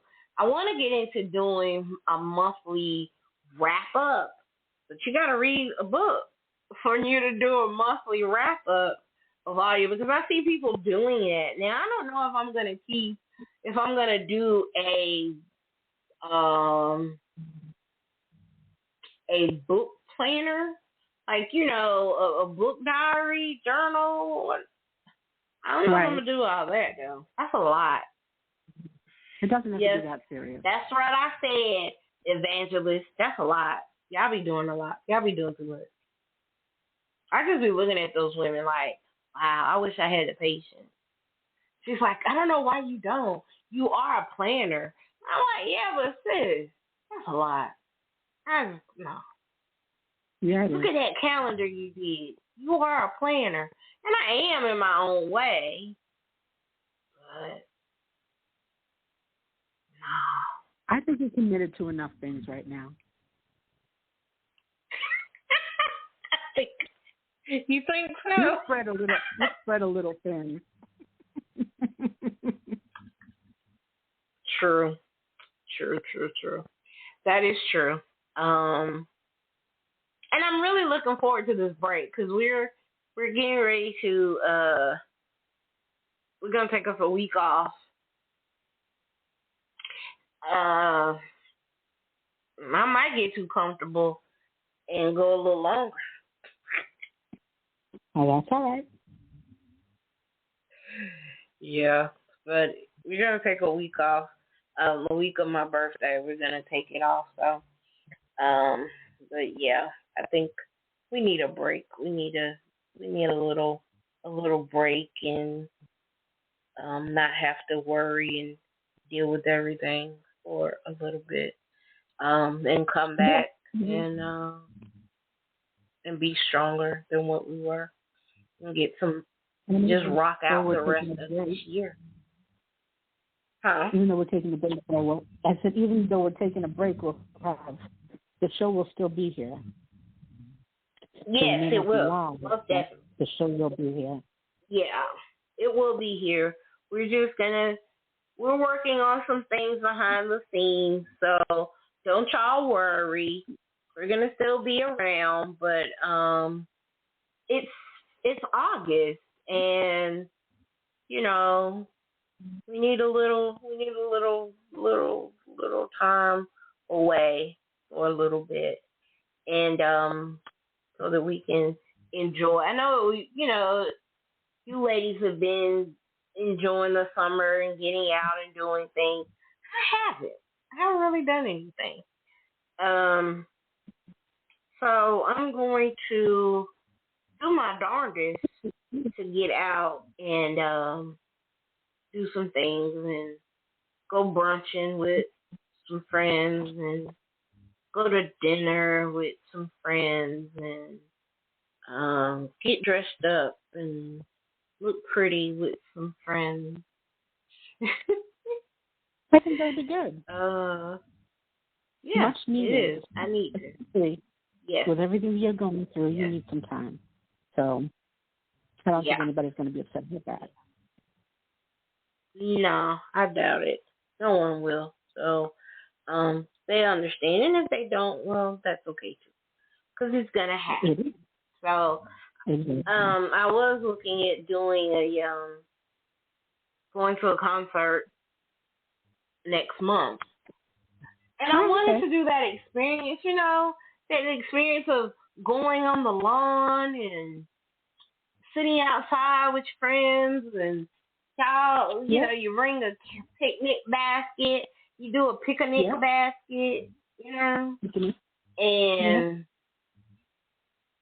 we were like, me and the young lady that were talking about it, we were like, it's going to be hot. You're right, sis. Yeah. You're right. It's better to do that in the fall. Yeah. And then she looked at the tickets. She looked at the cost of the tickets and she said, sis, yeah, no. She said, no. I'm not paying that kind of money to go see them. And I've already seen them. And when I saw them in my hometown where I'm from, and I saw them for free. So, no, my good sis. I was like, well, damn. Okay. And nobody wants to bake like a chicken either. Nobody wants to bake like a chicken. No. And I don't need to be out there anyway. I burn too easily now. Then you definitely don't want to be out there baking like a chicken. No. Well, I was gonna order a personal tent. We were looking at ordering a tent off of Temu and taking out there with us. You can take it though. I don't think they let you in with stuff like that. They probably don't. Because people behind you may not. But then I found out that this is not going to be on an actual lawn. Like their lawn is like steps, and you got to go up. I'm like, oh shit. Oh, okay. I don't want to do that. So I'll show you. That's what I said. I'm done. That's it. Because $59, like $60. It's not a lot, but it is a lot, Yeah. But if you go on the inside, the Terrence area, because that's all that they got left now, they're like $85, and then it's with Ticketmaster. And did you hear all that stuff about Ticketmaster and Taylor Swift? So how Ticketmaster? Oh yeah, no. they were charging so much for the tickets and the fees, and because people would buy up all the tickets, and then they would come back and resell them, and then they were reselling them at such a higher price. Yeah. Well, after all of that happened with the Swifties, because that's what her fans call themselves, the Swifties. Mm-hmm. It was a petition to disband Ticketmaster, because Ticketmaster and Live Nation are now one. Oh, and they have monopolized the ticket buying world. Mhm. Yeah. And you get the special privileges if you're American Express too. Mhm. Mhm. Yep. So, and I think the weekend of my birth? No, it's not my week. It's not the weekend, but it's almost the weekend. I think it's the 14th. Mm-hmm. Miss Carter coming to Atlanta. They're talking about people mortgaging their homes. Mhm. But also, I heard that the tickets were cheaper across the pond than they were here in the U.S. I believe it. Like there were people going to Paris and London and places like that to see her because the tickets were cheaper over there than here. I believe it. Mm-hmm. I It's believe it unfortunate, too. though. It's unfortunate. Yeah, I ain't never gonna see her. 'Cause I ain't shit. I don't like Miss Carter like that. Well, that's the thing. You think about it. Most of the people that are purchasing the tickets are part of the Beehive, right? Because they're No. to be reckoned with. You can't mess with the Beehive. Well, a So, lot of them are, but then there are a lot of people that are, I guess, new to the Beehive. This is their first show. This is their first show. They've never been to her, see her before, Beyonce. And so this is their first show. So I don't know. But also, you think it's gonna come out on Netflix? Absolutely. All of her other concerts have recently. May have to wait a little while. Homecoming, that's a huge one. This one was huge. And that's on, you can look at it now. You can look at it now. And they even have background story in the video. How she selected the dancers and where she got them from and all of that. They're not going to do that at the show. I don't know. Keke Palmer is coming to, Keke Palmer is going on tour, and she's also coming to Atlanta. Now, I hope Keke ain't trying to have them damn Beyonce prices now, because that's just ridiculous. I like Keke and everything, but Keke, Keke girl, you better sit down. Beyonce shouldn't even have those prices. I'm sorry. Nobody should have prices like that. That's why before Prince passed away, one of the best things he did for his fans is he sold his tickets for $25 a piece. Wow. $25. You could see Prince. Can you imagine? Wow. I mean, that's the prices that I paid back in the 80s, the 90s, early 90s. Yeah, but $25 to see Prince live. And some of the sets were acoustic. Like, he didn't even have the whole setup. He just was a small venue with acoustic music. I would pass out. I think that was what he did in Atlanta, if I'm not mistaken. I think it was at the Fox, and it was just like he was there with a piano. Yep. His whole tour was $25 no matter where he went, which is unbelievable. Wow. Incredible. That is too. He was just magnificent. I never knew that though. Like, if I had known that, I would have took myself. $25 a piece. I remember in 2000 seeing D'Angelo, and I was I paid $50 for some tickets, and we were almost in the front row.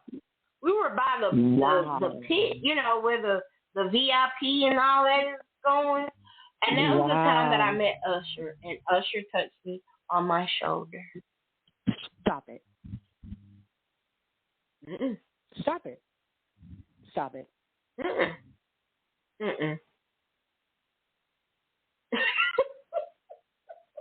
Okay. Yeah, he said I was standing there talking to some people. Some of my college friends decided to come to the show, but we weren't sitting together. And I was over there, and this guy came by, and he touched me on the shoulder, and he said, "Excuse me, ma'am. Excuse me, miss," or something like that. All I heard was "excuse me," and I looked up, and he had on like a white shirt and some white pants, and I was like, "Usher Raymond!" Usher Raymond just touched me on my right shoulder. He called him by his whole government name. I'm never washing his shoulder again. I'm never touching it again. Don't nobody touch his shoulder. Oh. I mean, Yeah, I met him. I saw him. I've had brushes with fame, but not literally like that. Well, at least Really? musicians. I did meet the Dalai Lama, and he touched me. Oh wow! But that's not the same as Usher. Yeah, it was, that whole day was crazy. It was crazy. It was a 2-day event. I went to hear him speak in Maui. Wow. And yeah. Oh wow, that was beautiful. I bet that was unbelievable. It was incredible. I was more caught up looking at one of D'Angelo's flirting with one of his security guards than actually looking at him. Yeah, man. I was trying to get me a freeway ticket to New York. Yes, I sure was. He was looking at me and I was looking at him. Oh my goodness. He was talking to me and I was talking to him. I would have loved to see D'Angelo. I never saw D'Angelo. I never saw Jill Scott. I never seen Erykah Badu. All the people on the label that I love, but no, I'd never got to see them. NDRE, I've always wanted to see her too. Got shows. You can't go see Jill Scott by yourself. You have to go with someone because afterwards, a whole nother show. What? Yeah. Jill make you want to do them things. Lord of mercy. She make you want to do them things, honey. Yeah. 2015 might suit me to see. Huh? I said the thing, not just the thing. No, the thing.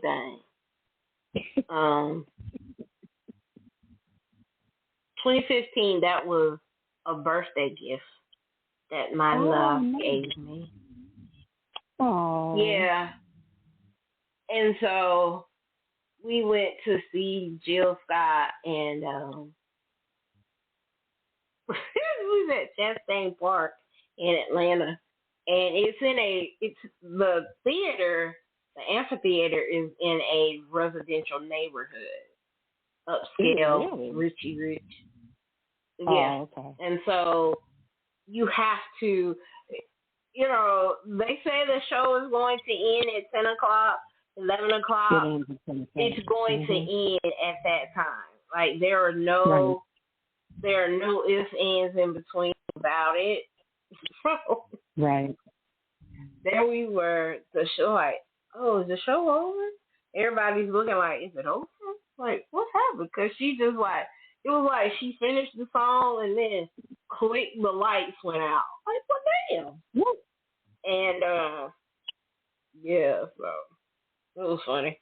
When we went and got pizza and singing, and I was singing and eating pizza, and then we went back to the hotel, and, well, that's it.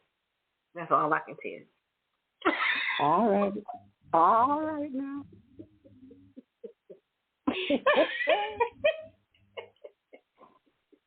I took a long walk. You just gonna have to read the book. Exactly. So we took a long walk. And you found out that he loves me.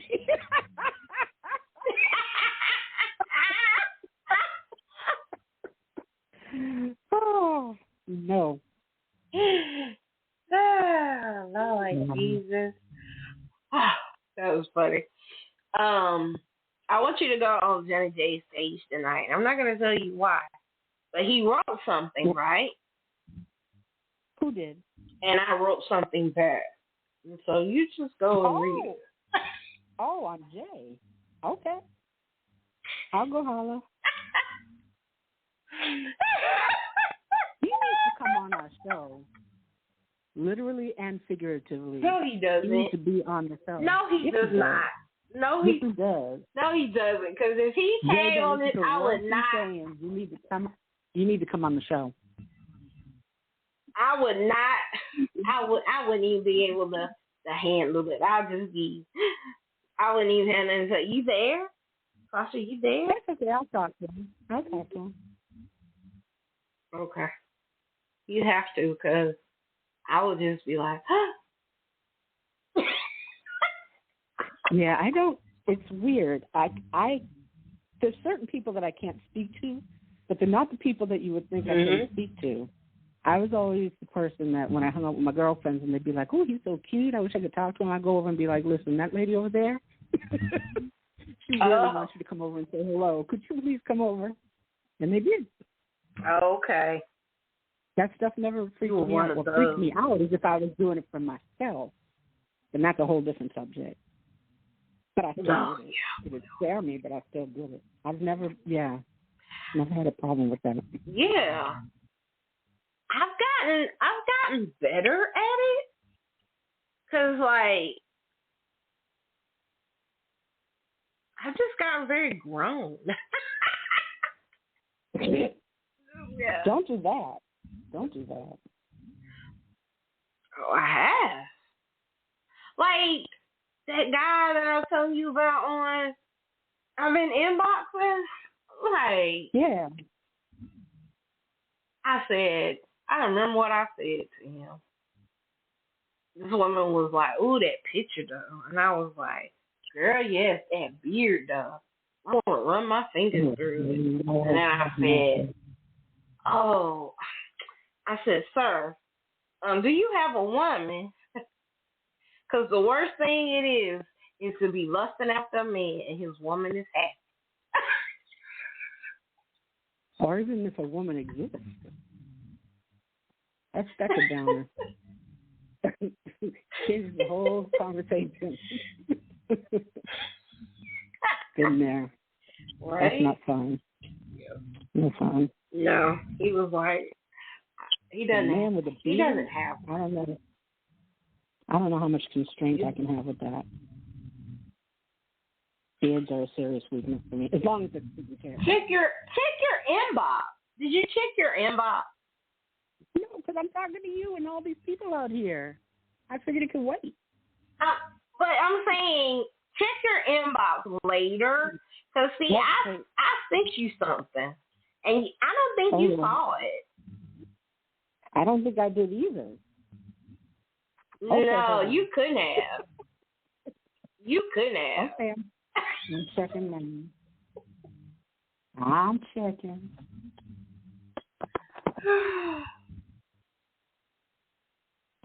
Well, you should probably talk to the people while I'm looking. Hey, people. How are y'all? We're being grown. So just bear with us. Enjoy. I know y'all want to see, but the show is for the grown and sexy. Yes. Most definitely. Go back, like, one of our friends said that they're disconnected. They got disconnected. So are we still on? Huh? I said one of our fans said that we were disconnected. Okay. One of our fans were disconnected. Oh, really? Mm-hmm. Oh, wow. It says that we're still on. Which inbox am I checking? And the time is still on there. So we'll find out. Yeah, because someone said they were just connected about 15 minutes ago.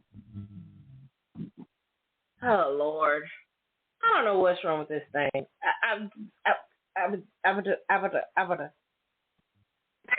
Good people. I hope y'all are still with us. Let me get off of here.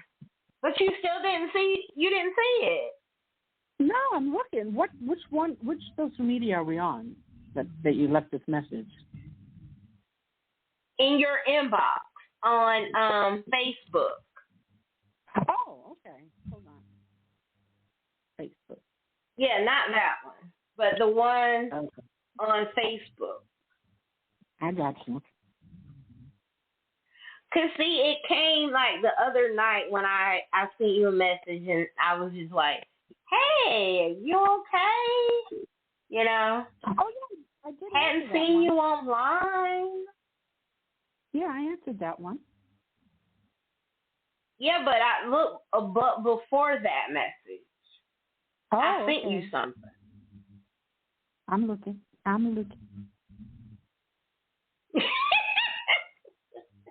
I don't see anything, sis. I must not have gotten it. You didn't get it? I don't think so. Hold on. I'm still looking. Oh my God. Is this when you horrible. were top No wonder 10? you didn't say Are these the anything. top 10 messages? Huh. The what? Is this a message that you wrote? No, I can't do it. No, not that. Oh, you talking about when I sent you those screenshots? Yeah, because I don't see anything else. Oh, okay. Well, you must not have gotten it then. Okay, I'll send it to you. I'll send it to you in a minute. Yeah, I have screenshots, and then I sent you the. Yeah, there's a few things in here, but I don't think it's anything that I haven't seen before. It's not what I'm talking about then. Okay. Yeah. Okay. Alrighty. Today's Friday, right? Oh, okay. Yeah. It is Friday. Yes, it is. Like seriously, my days are like. Anyway. Yeah. Okay. Yeah. So. Yeah. It's I'm starving like Marvin. Like I'm hungry. Girl, I'm gonna go. I have and wreck some things. Yeah, you should go cook some things for yourself. I'm gonna go wreck some things. I had a gummy today. Oh, you did. I think I'm gonna go ahead and go. But it's that kind of Friday. I had I found like these gummies that I had gotten sometime like last year, and I had misplaced the jar. And I was like, what? So I opened the jar, and I had like 4 in there. So I took one, and damn it, I had the munchies all damn day. I have a candy bar that I could probably eat instead. I forgot about that. Ooh. Yep. My best. Okay, I got some key lime pie in my refrigerator that is calling all my name. Well, I have a candy bar that my bestie got me. Thank you, bestie. Shout out to my bestie. He's out of town right now. Thank you, bestie. Yeah, so I'm going to go in here and down this key lime pie. All right, y'all. So I love y'all like cook food, but I'm finna go. I want you all to have a great weekend and be safe. And we are going to see you sometime next week. And after that, we're going to go on vacation. Woohoo! Yep. So, and you may be have able a good to night. find me in the ATL. Good night, everybody. Ooh. Oh, you just dropped that little bit in there, huh? Well, I may be. I'm working on it. I am working on it. The ATL will never be the same. But, yep, I'm working on it. No, it won't. No, it will not. Let us get in the street stuff. Once you get through with your ass. Well, I said nothing about that. I said nothing about that. Good night, lady. Good night. You ain't right. You just ain't right. I love you.